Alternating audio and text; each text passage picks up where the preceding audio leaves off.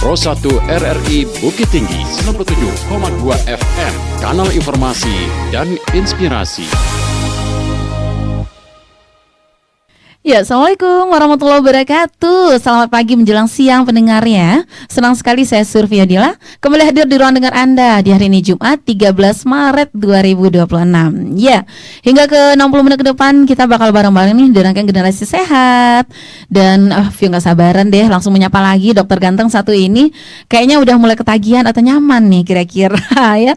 Ada dokter Romi. Hai, selamat siang dokter Romi. Selamat siang. Ini nyaman apa ketagihan? Nyaman dan nagih. Nah, ini kayaknya sekali seminggu fit lagi nih kayaknya. Ini boleh dibawa pulang nggak nyaman? Kursinya ya iya. yang bikin nyaman kursinya ya. Kursinya. Dan tentu acara kita pasti. Betul banget. Iya. Nah, kalau dibilang tanggal nih di 13 Maret itu sesuatu kan? Sesuatu tema, kan? Ada lagunya tuh.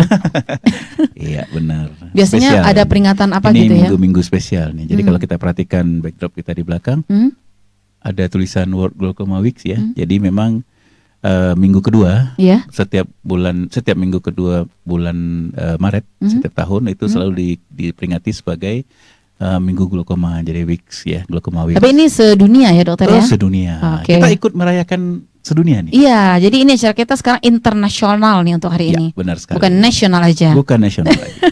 Bukan Bukit Tinggi, bukan regional tapi internasional. Nah, sebenarnya tujuannya apa sih dokter?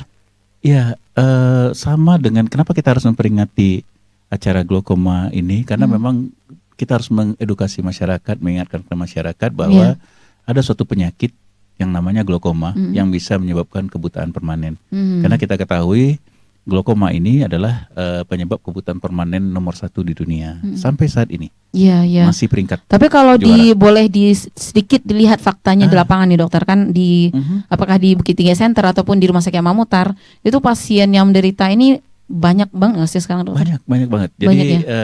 Dari 100% pasien dokter nih berapa nih yang mengidap ini? Glaukoma itu cukup banyak sekali. Tapi sebenarnya yang menakutkan dari glaukoma itu adalah sifat permanennya ini. Iya. Jadi kalau sudah nggak bisa dibantu apa-apa lagi. Kalau dia sifatnya kerusakan saraf, kerusakan yang bersifat tidak bisa dikembalikan. Nah, karena bersifat permanen, maka kalau sampai timbul kebutaan, pasien glaukoma ini bisa menyebabkan kebutaan. Jika sudah pada fase kebutaan, maka memang seumur hidup dia jadi tergantung orang lain. Iya. Nah, jadi mau dipapah kemana-mana gelap banget gitu dokter ya. Banget. Tapi ada persenan juga nggak sih dokter? Ada. Memang. Fasenya berapa? Seperti apa dulu nih fase-fasenya? Jadi gini, karena di Rumah Sakit Mamutar dan kebetulan saya ke subspesialistiknya di bagian glaukoma, tentu pasien yang terbanyak ditangani tentang glaukoma, dan memang setiap hari itu selalu ada, banyak banget sebenarnya. Nah, jadi dan perlu kita ketahui nanti kalau kita bicara glaukoma, tentu kita jadi pertanyaan nih. Biasanya kan ada hari diabetes, ya kan, hari HIV, hari jantung. Sedangkan glaukoma minggu.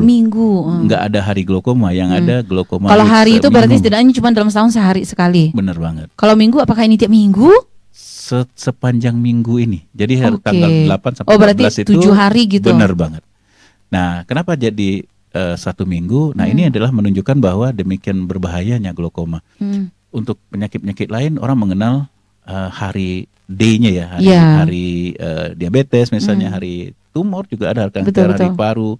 Tapi kalau yang ini glaukoma week, 1 minggu. Jadi karena memang penyakit glaukoma ini penyakit yang bisa menyebabkan resiko kebutaan permanen seumur hidup. Dan perlu kita pendengar ketahui bahwa memang glaukoma itu mayoritas itu tidak ada gejala. Makanya ada istilah khususnya nih, si pencuri penglihatan. Bukan pencuri hati. Bukan si pencuri hati ya. Bukan. Udah kebayang, pasti kesana kan? Saya siap dicuri nih. Pencuri penglihatan. Jadi mayoritas hampir 80% pasien penderita glaukoma yang terancam kebutaan, biasanya mereka tidak menyadari bahwa mereka hidup dengan ancaman kebutaan.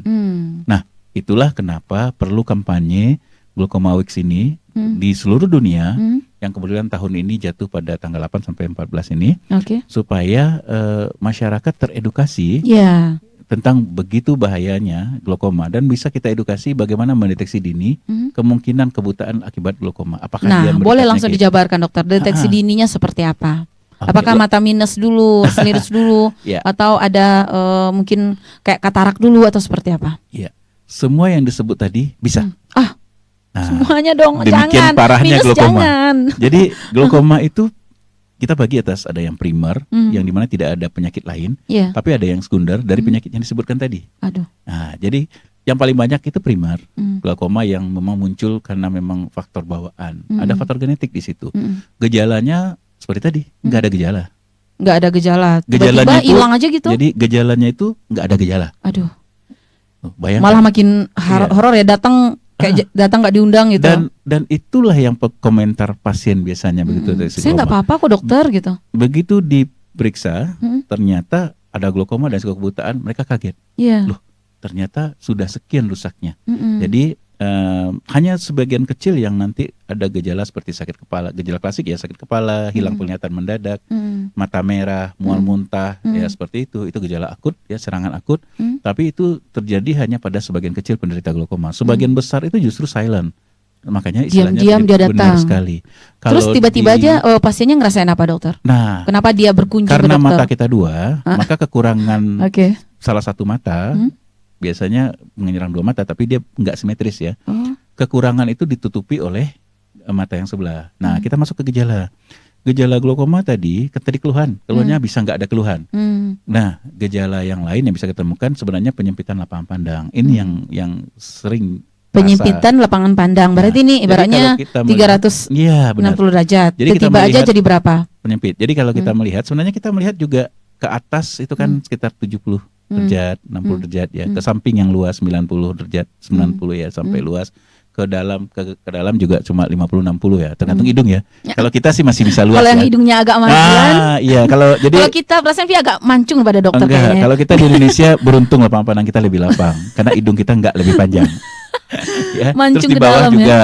Nah, ke bawah juga dikurangi oleh pipi. Pipi. Kalau itu kalah tuh dokter tuh. Iya, saya sih lebih cabi memang. Ya, jadi ngaku. Ngaku. Ya, tapi nah karena dua mata ada Iya. pengurangan, mata kita kan saling menutupi. Nah, oleh karena itu tidak terasa. Tapi sebenarnya pelan-pelan lapangan pandang kita akan menyempit pada penderita glaukoma karena ketekanan bola matanya yang tinggi. Jadi kita definisikan dulu, glaukoma itu adalah suatu kumpulan gejala sindrom di mana terjadi peninggian tekanan bola mata yang mengakibatkan sarafnya tertekan, saraf Iya. optik ya, saraf matanya tertekan sehingga menipis. Penipisan ini menyebabkan saraf fungsi penglihatannya hilang.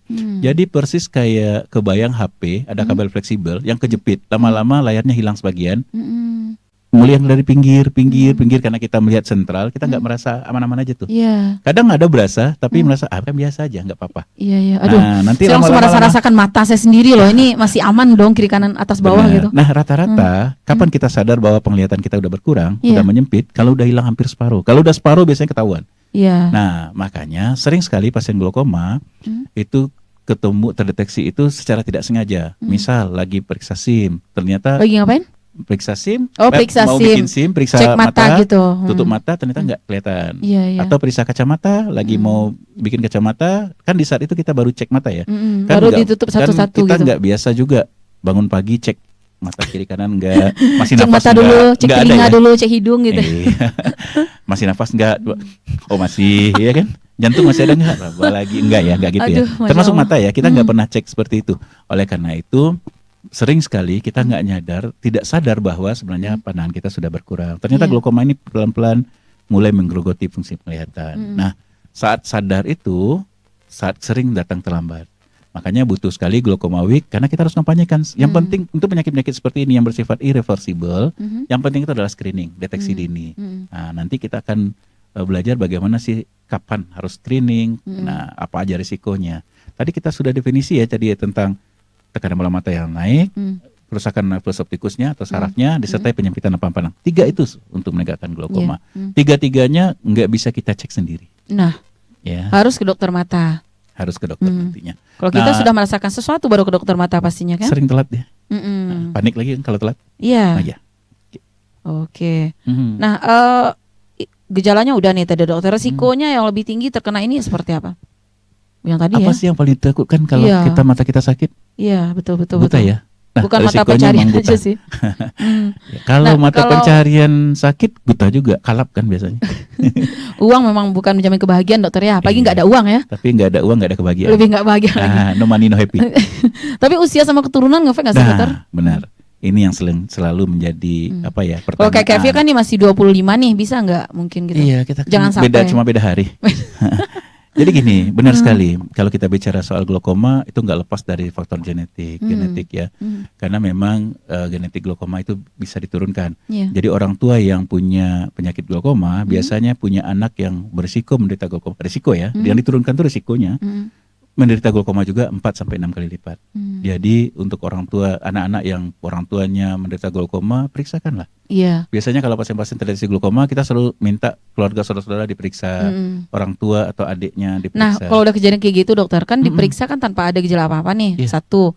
Yang kedua, boleh nggak terkontrol selalu gitu, misalnya sekali berapa harus ke dokter Iya, gitu? iya. Jadi kalau Bisa memang dihindari nggak sih gitu? benar. Jadi kalau pada pemeriksaan kita melihat potensi kebutaan karena glaukomanya, maka kita akan mulai saat itu untuk kontrol ketat. Jadi memang penderita-penderita glaukoma, penderita-penderita yang akan berisiko kebutaan tersebut, itu butuh kontrol seumur hidup. Seumur hidup. Tapi Jadi ini langganan. bisa nggak dokter menjaganya? Harus bisa. Karena kalau nggak bisa dijaga berarti kebutaan. Gimana upaya seperti apa yang bisa dokter lakukan biasanya tuh? Ya. Ini udah ada gejala nih Jadi misalnya. mungkin untuk glaukoma kita mulai dari deteksi. Jadi yang paling mudah, yang paling bagus untuk sesuatu yang nggak bisa diperbaiki tentu mencegah. Jadi jaga kebutaan. Iya. Oleh karena itu deteksi dini. Kapan kita deteksi dini? Seperti tadi, misalnya kita punya keluarga yang menderita glaukoma atau penderita keluarga yang buta lah, yang kita nggak tahu penyebabnya apa. Kita periksakan matanya, lihat ukur tekanan bola mata, lihat sarafnya, lapangan pandang. Kalau ternyata kita tidak berisiko, nanti tinggal kontrol teratur aja. Untuk usia Berapa kali biasanya dokter sarankan kalau kontrolnya? tanpa resiko, maksudnya nggak punya resiko sama sekali, tidak ada kelainan apa-apa. Untuk usia di bawah 40 itu bisa 1 kali setahun cukup. Oh, dikit. Tapi kalau misalnya punya risiko dia lebih ketat. Apalagi kalau tekanan bola mata sering nggak terkontrol. Apa yang dokter lakukan biasanya tuh? Dikasih apa? Dikasih cairan, makanan atau apa? Ya, jadi untuk mereka yang terdeteksi ada risiko glaukoma, misalnya tekanan bola matanya tinggi, kemudian sudah ada kerusakan saraf matanya atau lapangan pandangnya terusak, nah itu mungkin memang kita pilih untuk terapi berupa obat-obatan, ya bisa obat tetes atau obat makan nanti yang fungsinya menurunkan tekanan bola mata. Jadi sama kayak hipertensi, jadi dia rutin pakai obat, terus kontrol tekanan bola mata. Kalau tekanan bola mata bisa terkontrol dengan obat-obatan, banyak pasien yang bisa seperti itu, puluhan tahun matanya sih insya Allah aman. Tapi masalahnya obat-obat kan punya limitasi ya. Iya. Sekian lama digunakan, tentu mungkin obatnya nggak mempan lagi. Sama Atau kayak itu malah ngefek juga ke yang lain nggak sih? benar sekali. Nah, kita tahu obat-obat itu juga sama kayak sakit kepala. Pertama setengah tablet Iya. hilang, lama-lama setengah nggak mempan, makanya satu tablet. Habis itu lama-lama satu tikar itu, satu tikar nggak tuh ekstrim banget. sampai berusaha. Nah, saat obat bertambah dosisnya atau lebih sering digunakan, efek samping juga muncul. Iya. Nah, efek samping serem juga. Apa? Obat-obat glaukoma itu ada banyak golongan, tapi rata-rata punya efek samping. Hampir tidak ada yang tanpa risiko. Apa aja biasanya dokter? Yang paling sering kita gunakan golongan timolol maleat itu paling sering di masyarakat kita gunakan karena gampang didapatkan dan harga murah. Efek sampingnya ya paling cuma jantung, asma, hipertensi. Terima kasih dokter. Iya. Itu bukan berat cuman. ya. Nah, karena beratnya efek Iya. sampingnya. Kalau cuman itu jerawat mungkin lebih baik dokter. Karena beratnya efek sampingnya, maka penggunanya nggak bebas. Dia termasuk obat keras. Jadi mesti dipakai dengan pengawasan. Iya. Nah, obat-obat tersebut tujuannya untuk menekan tekanan bola mata supaya jangan tinggi, sehingga kerusakan sarafnya bisa kita cegah. Tapi memang di belakang itu gunanya pasiennya tetap harus kontrol. Selain melihat apakah obatnya masih efektif apa tidak, kita lihat dari tekanan bola matanya, juga kita melihat apakah muncul efek samping yang tadi. Biasanya pasien selalu kita tanya, gimana tensinya, naik nggak, tinggi. Karena ada pasien yang menggunakan itu setelah sekian lama atau bahkan baru pakai aja udah sering sesak nafas, rupanya punya riwayat asma. Tensinya sukar dikontrol, sering tinggi, nah sehingga obatnya nggak bisa kita gunakan. Ada pilihan lain obatnya, misalnya golongan prostaglandin analog misalnya. Efek sampingnya paling mata kering, merah. Lebih apa lagi ya? Perih, merah. Justru kita panas. kita mengobati yang menjaga biar nggak glaukoma, malah membuat mata lebih menderita lagi. Tapi kita harus, tentu kita hitung ya mana risiko yang paling aman. Kita harus mana yang paling tidak berisiko gitu. Ya, kita harus pilihkan obat yang paling aman untuk pasiennya. Jadi. Tapi ada anjuran makanan nggak sih dokter? Kayak sayur apa gitu? Nah, tadi glaukoma ada 2, ada yang primer dan sekunder, kemudian ada juga dibagi berdasarkan sudut bola mata. Untuk sudut terbuka sebenarnya nggak ada pantangan yang lain-lain ya. Tapi kalau untuk sudut tertutup, nah itu jadi sudut bola mata itu sempit ya. Sudut yang sempit itu punya pantangan. Biasanya nggak boleh ruang gelap, nggak boleh kopi juga. Kafein ya, yang menyebabkan semua pupil kita melebar, termasuk obat-obatan. Nanti ada yang menyebabkan orang mata atau pupil kita tuh melebar. Nah itu berisiko serangan. Ruang gelap, kita pernah pengalaman juga ada nonton gelap-gelap. Ya, nonton bioskop misalnya? Bisa jadi. Kalau dulu pernah nonton Piala Dunia tuh. Jadi nonton Piala Dunia malam, ya malamnya masih nonton ruang gelap ya, paginya udah nggak lihat. Astagfirullah. Dan kesakitan. Jadi sebenarnya nggak disarankan kita nonton gelap-gelap ya?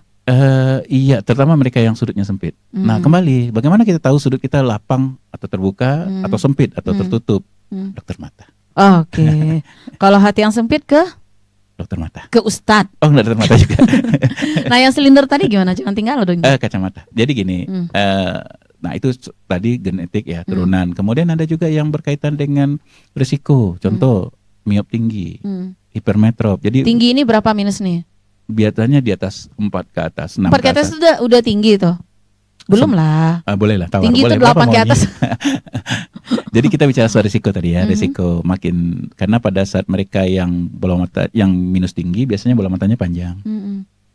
Dinding bola mata lebih lunak sehingga tekanannya itu kadang tidak terdeteksi dengan benar. Jadi pada saat kita ukur tekanannya normal, belum tentu normal. Mungkin lebih tinggi dari yang terbaca karena dinding bola mata yang lebih lunak. Tapi saraf tetap bermasalah karena tekanannya. Jadi banyak sih faktornya. Hipermetrop biasanya sudutnya lebih sempit. Jadi orang yang kacamata plus yang jauh ya, itu bola mata yang lebih sempit. Nah itu yang lebih sering untuk serangan akut nanti, yang kesakitan, yang segala macam. Berarti tetap bisa berdampak juga lah ini ya kalau bulan kita puasa kita cerita serem-serem aman ya? Enggak apa-apa, semua siap kok. Ya? Semua karena siap, imannya ya? lagi kuat, apalagi hari Jumat. Oke. Ya dalam rangka World Glaucoma Week. Betul. Nah dokter, kalau misalnya kayak penderita penyakit kayak berat-berat juga gitu dokter, kayak hipertensi, diabetes, itu berpotensi juga nggak? Bisa. Jadi selain tadi ukuran kacamata tadi ya, miop, hipermetrop, genetik, nanti ada juga beberapa keadaan penyakit mata yang penyakit sistemik yang bisa menyebabkan risiko glaukomanya. Contoh diabetes. Banyak penderita diabetes yang kemudian karena gangguan vaskular, kemudian pembuluh darahnya muncul ya, perdarahan dan segala macam, malah bisa menyebabkan glaukoma. Sering. Justru glaukoma yang ada penyebab itu sulit sekali kita atasi. Kalau nggak diatasi penyebab utamanya seperti diabetes, hipertensinya sulit sekali. Pengobatannya berarti fokus ke penyebabnya dulu, berarti glaukomanya biarin aja penyebab dulu. utamanya harus kita atasi, glaukomanya tekanan bola matanya harus kita kontrol supaya mencegah kebutaan. Iya. Oke.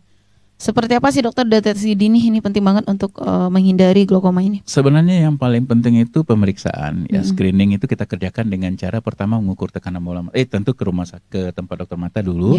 Kita atau ke dokter lah, boleh kita cek visusnya, cek tajam penglihatan, kemudian cek tekanan bola mata, kemudian pemeriksaan sarafnya, ya papil tikus dan lapangan pandang, itu komplit pemeriksaannya. Semuanya seperti itu.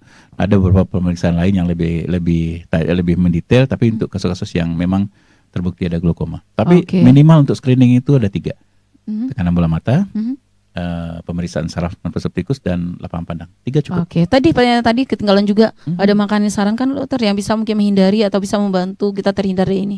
Karena penyebabnya nggak ada hubungan dengan makanan, nggak ada yang bisa kita kerjakan. Nggak ada vitamin apa gitu, kalau vitamin laut kayak vitamin C. Iya, vitamin C laut ya. Jadi vitamin di sini fungsinya memang membantu sekali untuk saraf mata ya, termasuk membantu mempertahankan. Tapi ya sama aja, sama kayak api. Dibantu dengan ditiup tapi bensinnya disiram kan sama aja. Jadi vitamin gimana? Sama kayak api. Bisa nggak dikurangi dengan cara ditiup? Bisa. Tapi kan bensinnya tetap ada. Oh gitu. Jadi bagus bensinnya yang dibuang dulu. Nah, mending itu.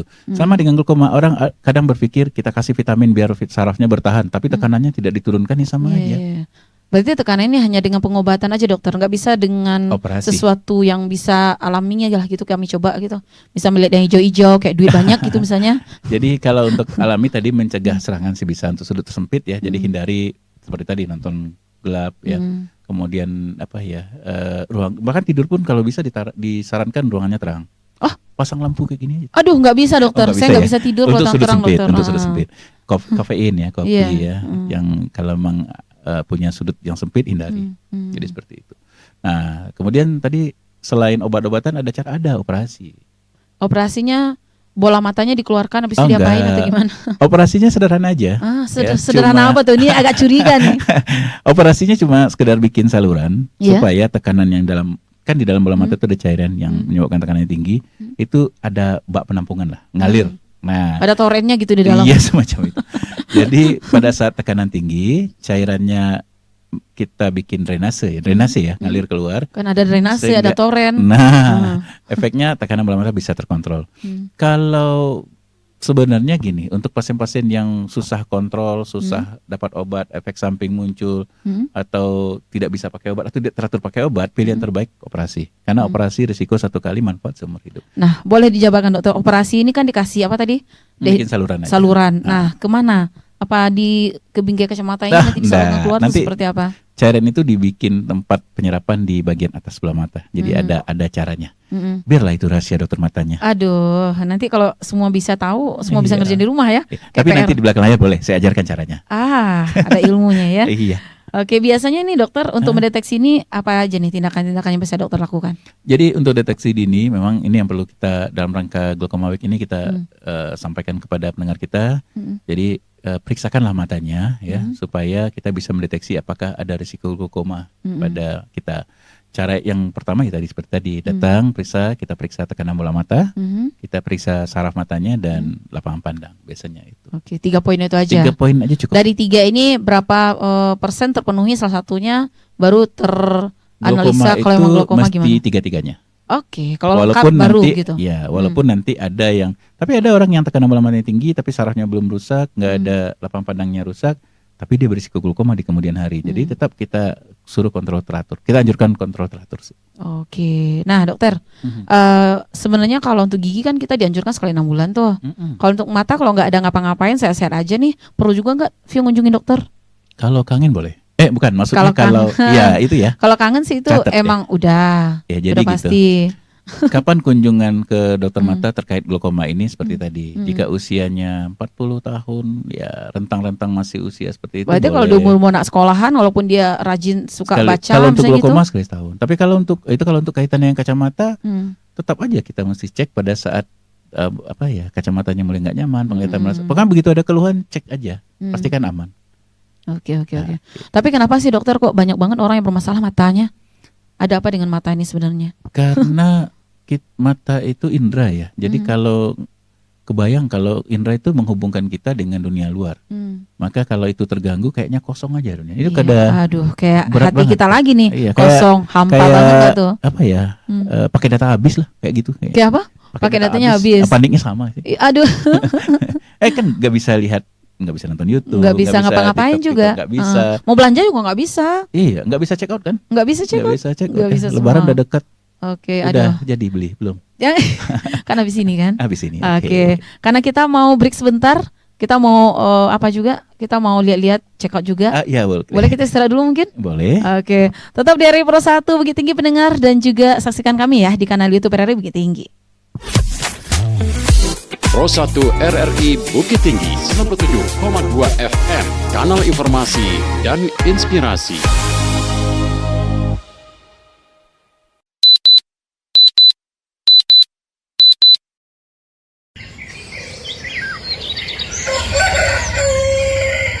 Bangun pagi bukan cuma soal membuka mata lebih cepat.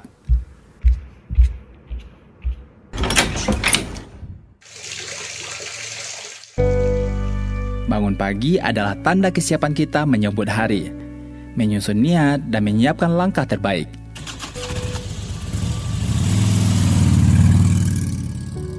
Saat matahari terbit, harapan ikut bangun.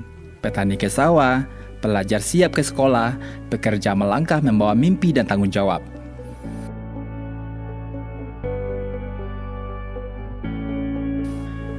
Dari kebiasaan sederhana bangun pagi, lahir disiplin, lahir semangat, lahir produktivitas. Dari jutaan langkah kecil itulah sebuah negeri ikut bergerak maju. Karena membangun negeri selalu dimulai dari membangun diri sendiri. Bangun pagi, bangun semangat, bangun negeri.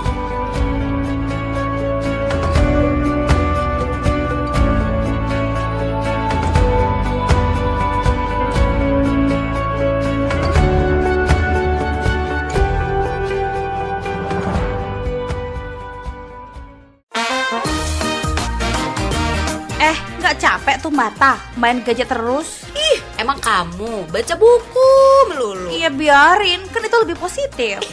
Kuper tahu, kurang pergaulan, nggak punya teman dan kudet.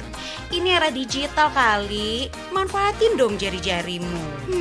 Jarimu bisa jadi harimaumu yang akan memakan kamu. Jangan biarkan gadget mengendalikan waktumu, apalagi mengomentari kehidupan orang lain. Terus aku harus gimana? Ya istirahatkan gadgetnya, lakukan hal-hal yang bermanfaat.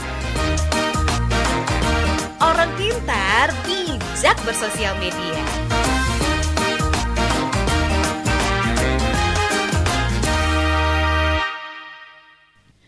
Ya, masih di RRI Pro 1 Bukit Tinggi, masih bersama saya Survia Dila di rangkaian Generasi Sehat ya. Tentunya acara ini selalu Anda tunggu-tunggu juga nih di RRI Pro 1 Bukit Tinggi yang hadir setiap hari Jumat pukul 10 hingga ke pukul 11 siang ini. Nah, siang ini memang pembahasan kita agak cukup ekstrim ya, udah puasa. Kita ngundang Dokter Romi, ngancem-ngancem kita kayaknya dari tadi gitu. Tapi biar lebih seru nih, ada mitos atau fakta nih, dokter bisa jawab cepat gak sih? Oke. Ini bukan tentang perasaan kita berdua ya. Siapa Dokter. takut? Oke. Dokter, Yuk. mitos atau fakta? Glaukoma hanya terjadi pada orang yang memiliki tekanan bola mata tinggi. Tidak, salah banget. Karena Mitos. ada yang disebut dengan low tension glaucoma atau normal tension glaucoma, yaitu tekanan bola matanya nggak tinggi-tinggi banget, tetapi kerusakan glaukomanya muncul. Oke. Ada sekian persen, ya sebagian, nggak banyak populasinya, tetapi kalau ketemu sulit juga karena standarnya tekanan bola mata normalnya harus kita cari dulu berapa targetnya. Jadi tidak selalu yang tekanan normal pasti 100% aman, nggak juga. Jadi seperti itu, mitos berarti. Mitos ya. Oke. Mitos atau fakta? Seseorang yang sudah memakai kacamata tidak mungkin terkena glaukoma. Hal yang berbeda. Oh, Mitos berbeda. juga. Apa sih salahnya fakta aja bikin gitu? Beda. Jadi aku udah pakai kacamata, ye, aku aman. Karena tadi glaukoma itu kaitannya dengan tekanan bola mata, daya tahan saraf, ya kan, sehingga potensi kebutaan. Sedangkan kacamata berhubungan dengan sistem optik ya. Bagaimana supaya fokus sampai di retina tempat penglihatan kita. Jadi hal yang berbeda. Iya. Ya, jadi sama Masih ke mitos. mitos. Terakhir, mitos atau fakta? Penggunaan obat glaukoma secara teratur dapat membantu memperlambat kerusakan saraf mata dan menjaga penglihatan. Kalau itu fakta.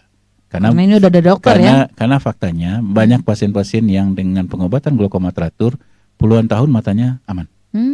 Tapi memang harus teratur ya, kontrol teratur, pakai obat yang dianjurkan dokter secara teratur, insya Allah bisa aman. Oke, ada yang bisik-bisik nih dokter tadi untuk kontrol teratur segala macam ini kalau nggak ada gejala apa-apa, ini ditanggung BPJS nggak sih? Sebenarnya berobat untuk kontrol, bukan kontrol ya, untuk screening misalnya, nggak harus pakai asuransi dong, kan nggak mahal juga. Berapa coba? Cukup lah. Jadi gini, kalau untuk screening dia tidak ditanggung oleh BPJS pasti, karena nggak ada gejala tapi gitu kalau, kan. Benar sekali. Tapi kalau sudah ada penyakitnya atau risikonya, risiko aja, itu bisa. Bisa. Selama ini Kalau udah ditanggung berisiko BPJS. kita udah bilang sama puskesmas lah misalnya gitu fase itu. Sama aja. Udah kayak mulai pudar Bu, bayangan cintonya. nanti pada saat gitu. diperiksa kan kelihatan. Nah, sama kayak kacamata. Kalau memang butuh kacamata dan itu kan ditanggung oleh BPJS ya. Tapi di asuransi ya. Tapi kalau cuma buat gaya ya, atau buat coba-coba nggak ditanggung juga. Nggak ditanggung ya. Jadi jangan khawatir untuk glaukoma itu jika memang punya risiko glaukoma atau menderita glaukoma itu 100% ditanggung BPJS. Oh, oke. Kalau Nggak usah udah ada khawatir. gejala. Yang penting Tapi kan periksa. kita kalau bisa kan tadi jangan sampai ada gejala dokter. Kadang kan kita nyari bukan buat ketemu. Iya sih. Sama kayak penyakit. Kita nyarinya Kalau bukan jodoh iya dokter. Iya, benar ya, supaya ketemu. Nah makanya penyakit kita kan screening ini nyarinya nggak kayak jodoh. Nah saya tambah dengan yang tadi. Kita nyari biar nggak ketemu.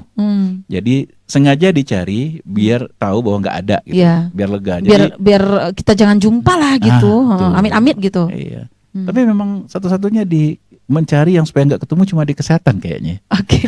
Kalau di mana-mana kita cari-cari biar jumpa, biar ketemu. Kalau gitu. Kalau bisa biar bareng terus benar, gitu. Kalau saya sih punya pasien terus kita periksa buat screening buat kita cari, mereka lebih lega kalau di saat kita bilang bahwa ternyata nggak ada Bu, Ya, lega banget. lega. Tapi kalau kita bilang ada nih banyak, Aduh, langsung shock dia. berubah mukanya. Nah jadi gitu ya. Jadi sama screening glaukoma juga kita pemeriksaan bukan, ya nggak usah takut. Kita periksa bukan buat nyari ada, buat nyari dia ketemu, tapi justru buat nyari mudah-mudahan nggak ada gitu. Dan tapi kalau ternyata ada, kalau kita ketahui dari dini, kita bisa cegah kan, Iya. sehingga nanti usia hidup kita panjang, kualitas hidup kita juga bagus. Karena pada saat penderita glaukoma ini kebutaan, dia jadi orang yang tergantung orang lain. Karena Iya. kebutaan, nah yang ditakutkan dari glaukoma ini, penyakit kebutaan ini adalah kebutaan ini adalah ketergantungan dengan orang lain.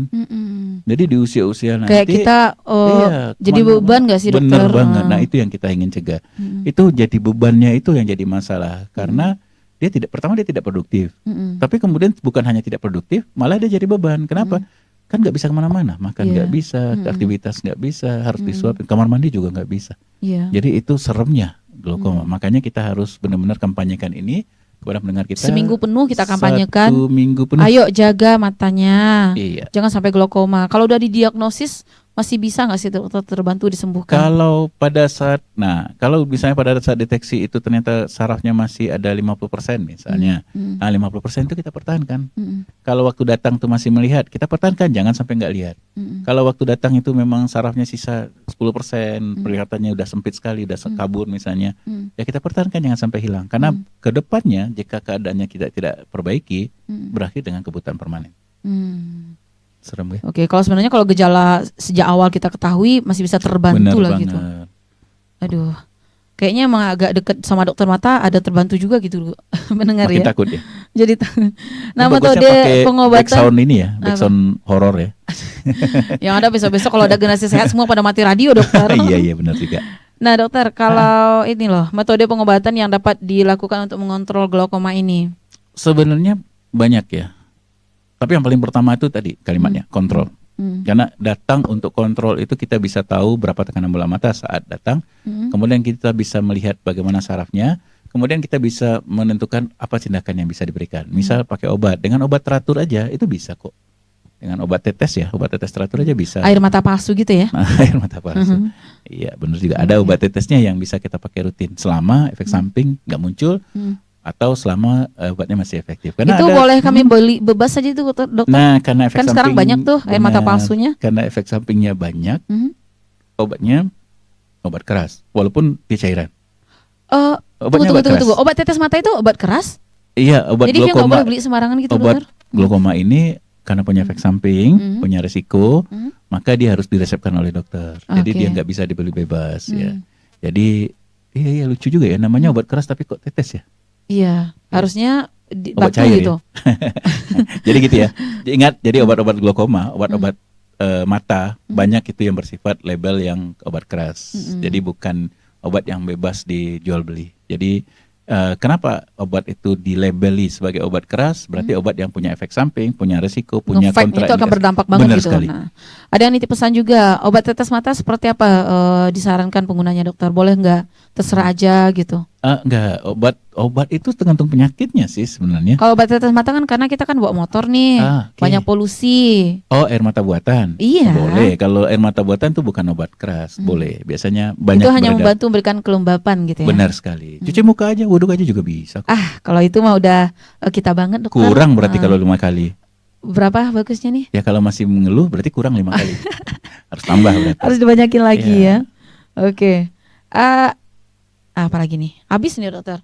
Oh, iya.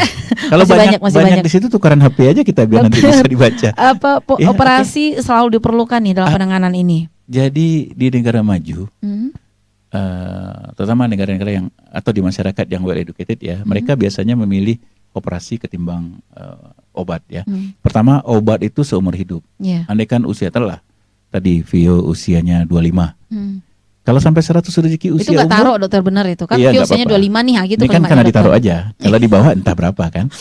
Jadi pada saat usia 25 terdeteksi glaukoma terus harus pakai obat seumur Iya. hidup. Sedangkan taruhlah rezeki usianya panjang sampai 100, 75 tahun loh dia akan rutin pakai obat dan kontrol. Kalikan aja biaya dan waktu yang terbuang. Maka risikonya Lebih cost-nya akan banyak lebih gitu. besar. Kemudian belum risiko pakai obat. Belum lagi kepatuhan. Nah, makanya biasanya kalau yang kayak gitu biasanya milih untuk mereka pilih operasi Operasi aja. aja. Nah kalau untuk risiko 1 kepatuhan kali. tadi dokter Vetanya juga, Iya. kalau ibaratnya kayak sakit TBC lah gitu, kalau lupa obat itu ulang lagi dari awal, ini juga gitu nggak sih? Sama. Kalau bukan diulang dari awal ya, karena kayak tadi kalau dia lupa pakai obat berarti tekanannya naik, maka prosesnya akan makin mendekat ke kebutaannya. Karena setiap tekanannya tinggi, sarafnya ada yang mati. Makin sering tinggi, makin sering matinya, makin cepat habisnya. Kalau dihitung-hitung berapa sih dokter saraf mata kita?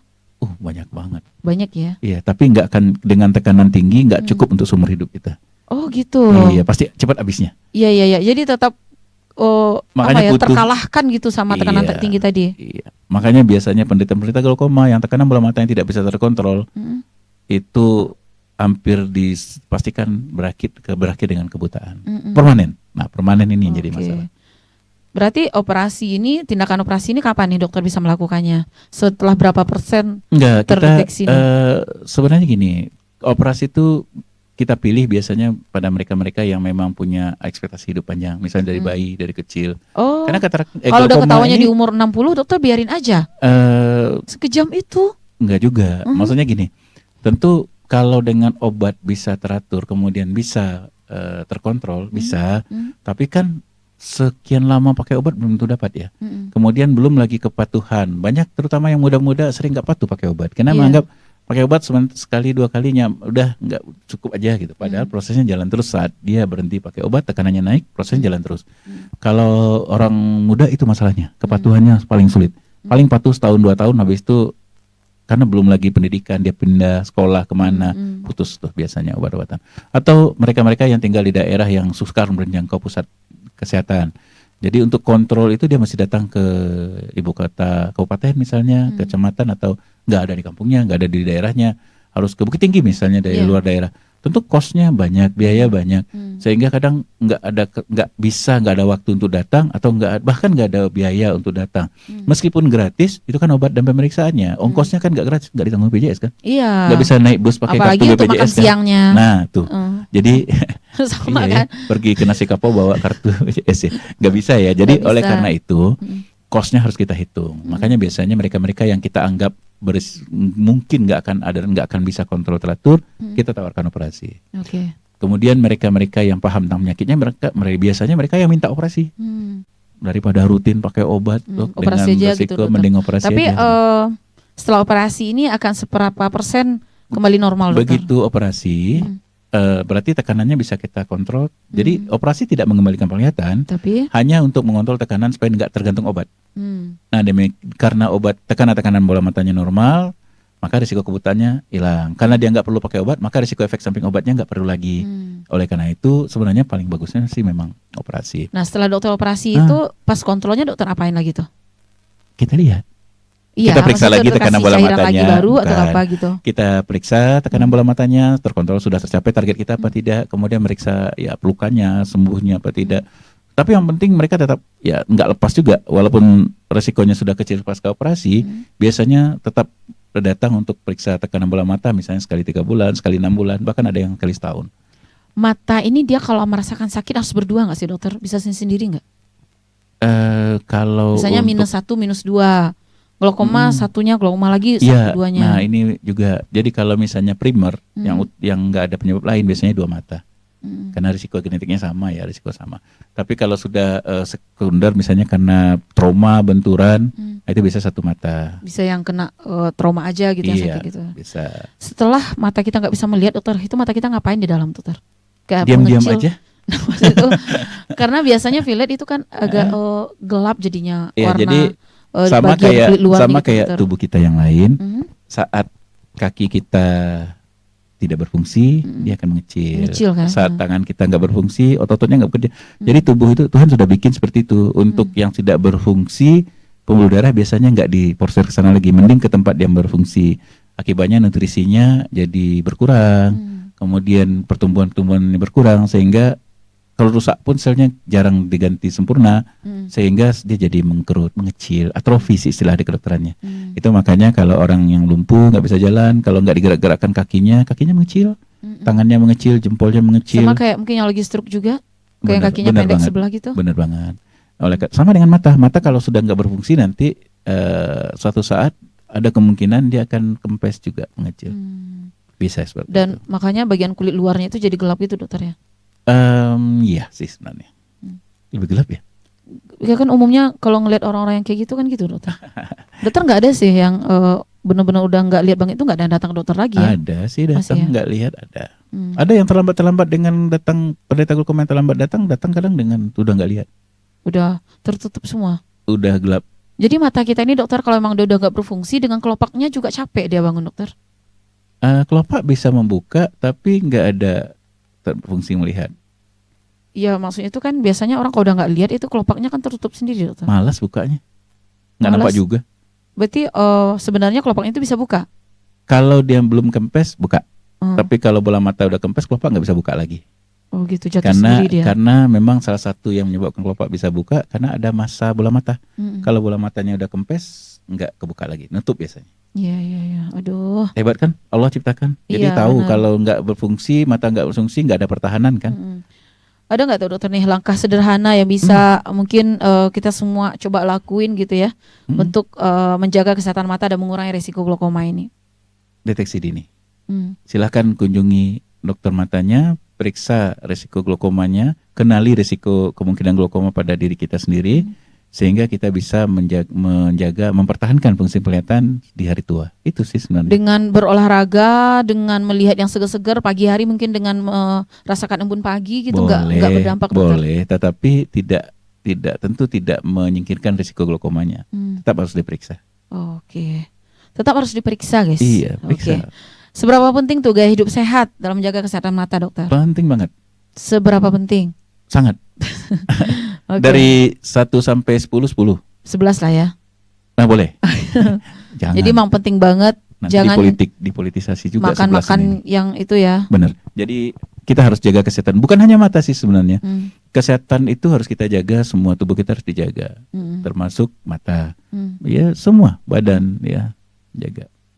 Oke. Dalam momentum ini ada pesan nggak nih dokter? Pesannya jangan pendek dokter, panjang aja. Panjang aja. Tapi durasi kan. Jadi benar ya. Kalau kita bicara soal glaukoma peringatan hari Minggu ya, Minggu Glaukoma Weeks yang jatuh pada bulan kedua Maret ini, memang sesuai motonya kita bersatu untuk menciptakan dunia bebas glaukoma. Nah ini sebenarnya memang sesuatu yang perlu kita kampanyekan. Kenapa? Karena glaukoma merupakan penyebab kebutaan permanen, penyakit yang sebenarnya bisa kita cegah. Walaupun penyakit yang sulit sekali kita kembalikan fungsinya atau perbaikannya, tetapi dia bisa dicegah untuk yang lebih jelek atau kebutaan. Makanya butuh deteksi dini. Maka melalui momen peringatan Minggu Glaukoma ini kita mengajak para pendengar kita untuk senantiasa care dengan matanya, dengan cara memeriksakan kesehatan matanya secara teratur, gunakan momen-momen seperti peringatan seperti ini untuk kembali mengingatkan diri kita berapa pentingnya mata kita, dan lakukan pemeriksaan dini terhadap kemungkinan menderita glaukoma. Sederhana, datang aja ke rumah sakit atau klinik atau kemanapun yang ada dokter matanya yang bisa mengukur tekanan bola mata. Itu saja sih. Ada nggak sih program cek glaukoma gratis biasanya dari Persatuan Dokter Mata Indonesia? Apa nomor satunya? Perdami. Oke. Ya, sebenarnya kalau untuk pemeriksaan kita punya momen-momen tertentu ya, kita lakukan pemeriksaan gratis, edukasi juga. Tapi nggak usah khawatir. Kalau yang penting gini, karena untuk kesehatan itu memang butuh effort ya, butuh usaha ya. Iya. Salah satu usahanya ya pemeriksaan tadi. Jadi jangan mentang-mentang belum dapat kesempatan gratis, belum beruntung dapat yang gratisan, biar aja dulu, jangan. Tapi nggak mau juga sih buat para dokter mata, ayo gitu tiap tahun. Karena gini, yang mata itu yang akan menggunakan kita sendiri. Iya. Jadi yang akan bertanggung jawab menjaganya mata kita ya kita sendiri. Allah kan cuma ngasih 2, nggak ada sarafnya.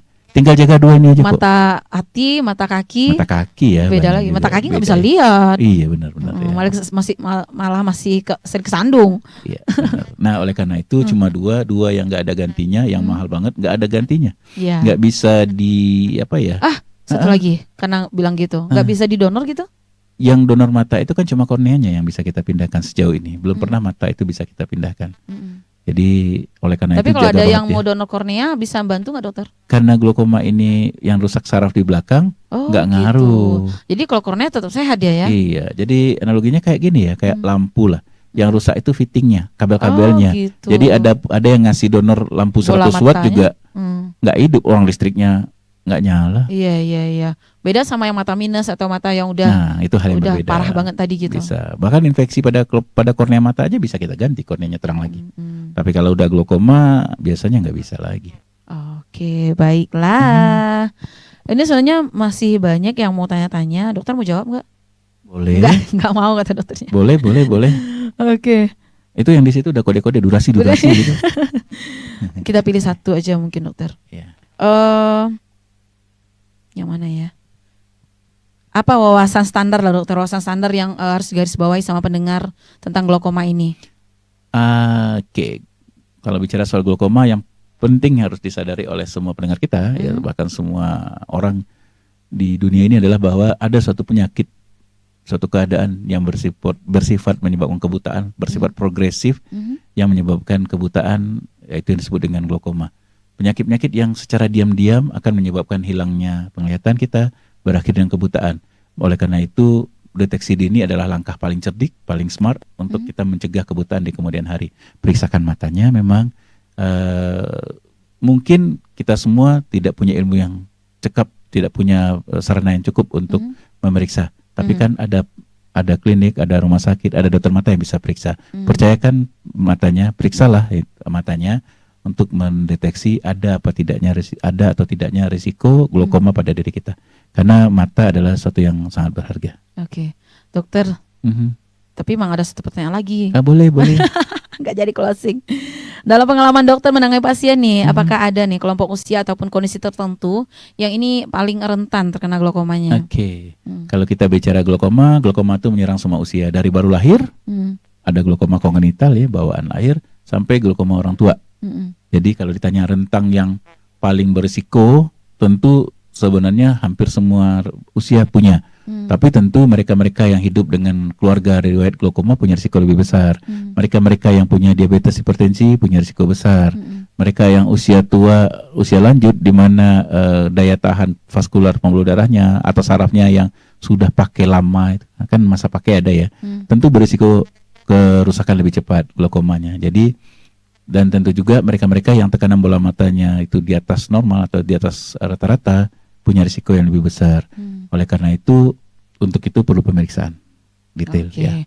Jadi nggak usah takut, nggak usah khawatir ya kalau dokter Romi mah baik orangnya gitu ya. Iya. Kunjungin aja lah. Kunjungi, silakan. Daripada berisiko dua mata kita yang indah yang cantik ini nggak bisa melihat selama-lamanya. Benar sekali. Oke, dokter makasih banyak. Sama-sama. Semoga sehat selalu. Amin. Lebaran nanti ditunggu undangannya. Lebaran pakai undangan? Ditunggu open house apa open table-nya gitu. Di meja kerja boleh juga mungkin open table. Dengar ya para pendengar, nanti kalau RRI buka ada acara ya di sini Lebaran. Oh nggak ada ya? Orang nunggu diundang malah minta ngundang. Beda ya? Beda ya. Luar biasa pendengar, hari ini pembahasan kita terkait dengan waspada glaukoma, cegah kebutaan sejak dini. Terima kasih banyak Dr. Romi. Buat Anda yang pengen bertemu Dr. Romi, boleh mungkin dari Rumah Sakit Mutar Bukit Tinggi ataupun di Bukit Tinggi Center, atau di Padang Center juga bisa. Boleh ya. Banget. Semua ada jadwalnya. Dan terima kasih juga buat Persatuan Dokter Mata Indonesia. Oke, Ikatan Dokter Indonesia juga. Iya, makasih sudah mensupport acara-acara kita. Selalu pasti. Ya, salam sehat selalu buat kita semuanya. Via pamit dari rangkaian Generasi Sehat. Assalamualaikum warahmatullahi wabarakatuh dan sampai jumpa. Pro 1 RRI Bukit Tinggi 97,2 FM, kanal informasi dan inspirasi.